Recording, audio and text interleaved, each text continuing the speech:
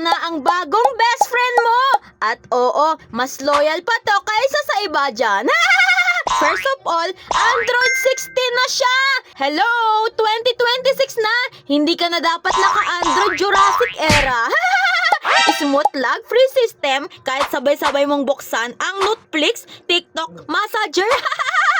At yung kachat mong last seen 2 hours ago pero online naman talaga. Okay lang, at least yung tablet mo responsive. 48 gig RAM plus 128 gig storage. Grabe, parang memory ng ex mo.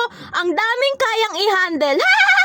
Download ka ng movies, music videos, games, apps. Go! Kahit buong K-drama series pa, go lang! Hindi ka niya iiwan sa episode 7. Umaga, full charge! Still alive! Still going! Battery, 7,000 mAh. Meaning, mas matagal pa tong tatagal kaysa sa situationship mo.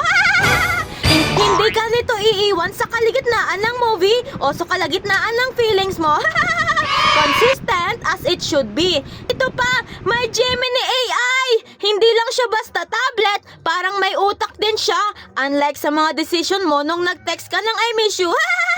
Pwede ka mag-edit, mag-assess ng schoolwork, gumawa ng content, or maging mas efficient sa procrastination. Productive ka in your own way. Student ka? Perfect for notes, research at cramming, este reviewing. Gamer ka? Kayang-kaya ang heavy games, walang lag, walang excuse. Content creator ka? Aba, ito na yan! Editing, shooting, posting, isang device lang. Basically, kahit sino ka pa, may silbi to sa buhay mo. Alam mo, minsan hindi mo na kailangan mag-complicated na bagay. Minsan, kailangan mo lang na mabilis, reliable at hindi ka iiwan. Tablet pala yun, hindi tao.